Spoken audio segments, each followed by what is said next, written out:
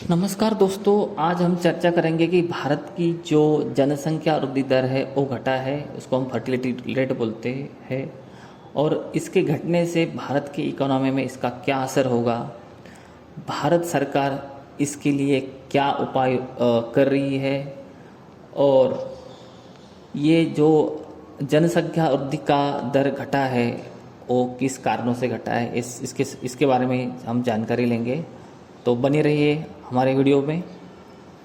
तो भारत की fertility rate यानी हर महिला के जीवन में होने वाले बच्चों की औसत संख्या अब घटकर 1.9 रह गई है, जबकि किसी देश की जनसंख्या को स्थिर रखने के लिए 2.1 का रेशो दर चाहिए।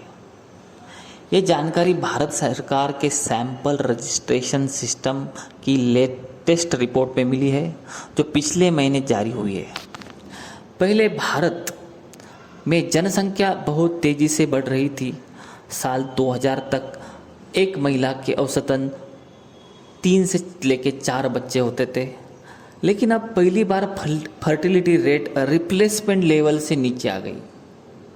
इसका मतलब है कि आने वाले समय में वर्कफोर्स की कमी और बुजुर्गों की संख्या बढ़ने की चिंता बढ़ गई।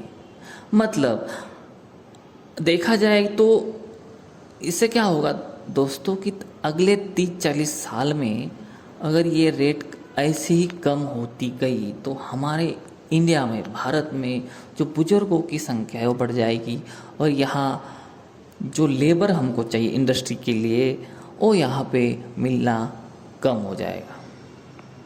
अब दोस्तों ये सवाल है कि ये फर्टिलिटी रेट क्यों गिरा है। दोस्तों 1970 के दशक की अगर बात की जाए तो सरकार जनसंख्या को कंट्रोल करने के लिए कुछ कार्यक्रम चला रही थी। उस समय जबरन जैसे कि नसबंदी करवा रही थी, लेकिन आज इसमें गिरावट के जो दिखाई गई है, जो देखी जा रही है, उसके कारण कुछ अलग है। ये कोई सरकार के किए गए कार्यक्रमों की वजह से नहीं हो रहा है। इसके जो कार्यक्रम है इसके बारे में भी हम जानेंगे, क्या क्या कारण है इसके, ये जनसंख्या दर घटने का, उसके बारे में हम जानेंगे। इसके मुख्य 3 कारण दोस्तों अगर इसके बताए जाए, देखे जाए तो इसके मुख्य 3 कारण हो सकते हैं। इसमें पहले कि अब जो है शिक्षा का प्रमाण पहले से ज़्यादा अच्छा है। अभी जो शिक्षित लोग हैं, महिलाएं भी अभी ज़्यादा से ज़्यादा शिक्षित हो रही है, और उनमें इसके कारण समझ आ गए कि ज़्यादा बच्चे पालने के लिए कितनी कठिनाई होती है। उनको अगर पढ़ाना हो, उनकी पालन पोषण हो, इसमें बहुत सारा खर्च आता है। और दूसरा ये भी हो सकता है कि महिलाओं को फैसले लेने की ताकत मिल गई। जो पहले की ज़माने की बात की जाए तो महिलाओं के अधिकार नहीं थे। कितने बच्चे होने चाहिए डिसाइड करते थे बुजुर्ग लोग, या उसकी महिला के पतियों की तरफ से ये डिसीजन लिया जाता था कि कितने बच्चे पालें। लेकिन अगर बच्चे पालना भी है तो अगर 2 से ज़्यादा बच्चे अगर हो गए घर में, तो बच्चों को पालने का खर्च है, शिक्षा का खर्च है, उनके कपड़ों का खर्च है, बहुत सारा खर्च अगर रहता है। आप समझते हैं कि अगर इंडिया में एक अच्छे स्कूल में बच्चों को भेजना है तो एक साधारण कुटुंब जो रहता है, मिडिल क्लास भी हो गया, तो उनको ये खर्च बहुत ज़्यादा होता है। इसलिए वो अभी कम से कम बच्चे रखने की कोशिश करते हैं पहले की अपेक्षा। अगर देखा जाए तो दूसरा एक कारण ये भी हो सकता है कि शिशु मृत्यु दर, मतलब अगर 1000 बच्चे में 1000 बच्चे में अगर 30 बच्चे 1 साल से पहले मर जाते हैं, ऐसा देखा गया है। क्योंकि उस टाइम स्वास्थ्य सुविधाएं, हॉस्पिटल्स कम थे, बहुत सारे बीमारियों के इलाज नहीं थे, तो इसके वजह से बच्चों की जो मृत्यु प्रमाण था वो बहुत ज़्यादा था। लेकिन अब ये हालात बदल गए। सरकार ने मतलब हर सिटी में, हर गांव में एक स्वास्थ्यालय होता है, हॉस्पिटल होते हैं, और अब लोग समझ गए हैं कि जो डिलीवरी होती है वो हॉस्पिटल्स में हो रही है। तो इसके कारण से है बच्चे की मरने की संख्या कम हो गई, और अब इसलिए बच्चे ज़्यादा बचने लगे, और बच्चे पैदा करने की ज़रूरत ज़्यादा लोगों को नहीं नहीं मालूम हो रही है। ये फर्क आप राज्यों में भी देख सकते हैं। बिहार और उत्तर प्रदेश में शिक्षा कम और शिशु मृत्यु दर ज़्यादा है, इसलिए यहाँ फर्टिलिटी रेट अभी 2.9 और 2.6 है। वही दिल्ली, तमिलनाडु और केरल जैसे जहाँ पे शिक्षा और स्वास्थ्य बेहतर है, तो यहाँ पे जो रेट है 1.2 से 1.3 के बीच में है। अभी देखिए दोस्तों, इसका क्या असर हो सकता है, ये फर्टिलिटी रेट कम होने से अपने इंडिया पे इसका क्या असर पड़ेगा। तो भारत में 2005 में डेमोग्राफिक डिविडेंड फेज में आया था। इसका मतलब है कि देश में काम करने वाली जो लोग हैं वो 15 से 64 सालों के लोगों की संख्या ज़्यादा थी। ये फ़ायदा 2055 तक रहने की उम्मीद है। इसका फ़ायदा जापान और कोरिया और चीन ने इसी फेज का फ़ायदा उठाकर तेज़ी से तरक्की की थी। लेकिन अब कम बच्चा पैदा होने से भारत को इसका पूरा फ़ायदा नहीं मिल पाएगा। 30 से 40 साल बाद देश में बुजुर्गों की संख्या ज़्यादा होगी और काम करने वाले लोग कम होंगे। इससे वर्कफोर्स, हेल्थ केयर और पेंशन सिस्टम पर दबाव पड़ेगा। राजनीति पर क्या इसका असर पड़ेगा। भारत में अलग अलग राज्यों की फर्टिलिटी रेट बहुत अलग है। उत्तर के राज्य जैसे बिहार और यूपी में रेट ज़्यादा है, दक्षिण के राज्यों में कम है। केंद्र सरकार फंड आबादी के हिसाब से देती है। जो फंड आता है हमारे सरकार से हर राज्यों में, वो आबादी के हिसाब से आता है। तो राज्यों की शिकायत की कि उन्होंने जनसंख्या को कंट्रोल करने में अच्छा काम किया है, इसलिए उनकी जनसंख्या कम हो गई है। इसके बावजूद उनको पैसा कमा रहा है। उनका ये कहना है कि अगर हमने इतना काम किया है तो हमको उसी हिसाब से पैसा मिलना था जैसे पैसे पहले मिल रहा है।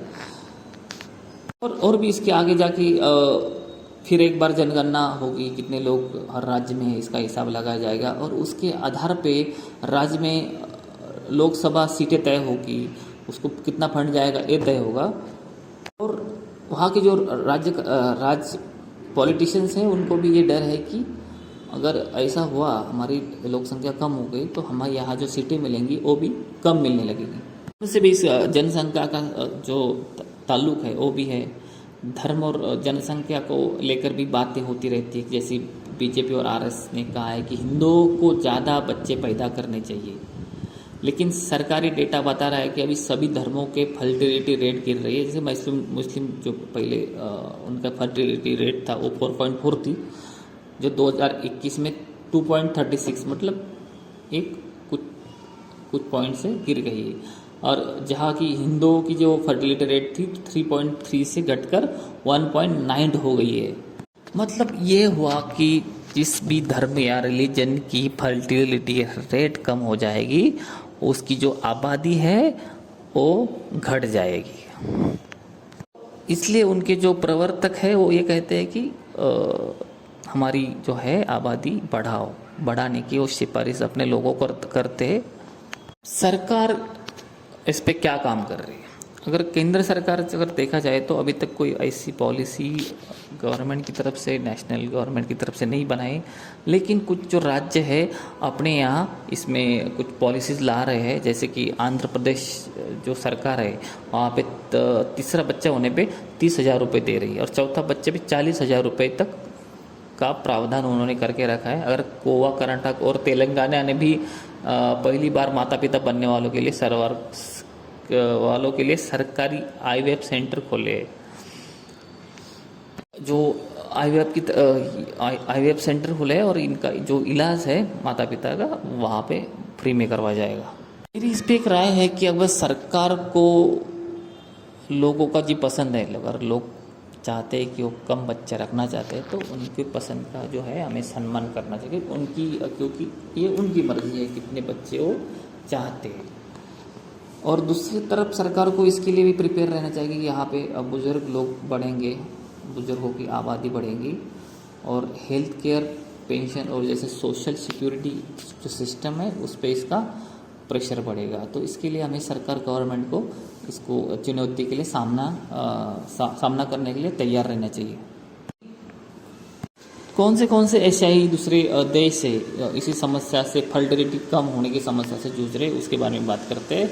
चीन की फर्टिलिटी रेट है 1.0 है, ताइवान की 0.86 है और साउथ कोरिया की सिर्फ 75, मतलब दुनिया में साउथ कोरिया ऐसा देश है जहाँ पे फर्टिलिटी रेट सबसे ज़्यादा कम है, यानी यहाँ को जो पूरी आबादी है वो सबसे ज़्यादा है और वर्क फोर्स की समस्या है वो इनको साउथ कोरिया को ज़्यादा झेलनी पड़ रही है।